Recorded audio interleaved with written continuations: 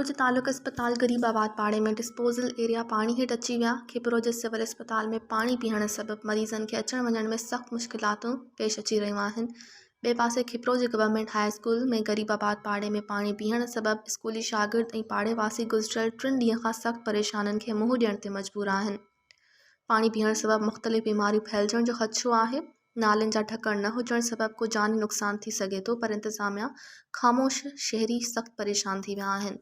इन्हनि आला इख़्तियारनि खां मुतालबो कयो आहे त खिपरो शहर जे सिविल अस्पताल में पाणी बीठल गंदगी पाणी खे नेकाल ॾिए त जीअं बीमार मरीज़ पंहिंजो इलाज कराए सघनि ऐं खिपरो जे गवर्नमेंट हाई स्कूल में गरीबाबाद में पाणी बीठल कढाए ॾिनो वञे त जीअं स्कूली शागिर्द ऐं पाड़ेवासी सुख जो साह खणी सघनि। मज़ीद खबरों और तफसीलात के लिए विजिट करें हमारी वेबसाइट www.awamiNewsHD.com।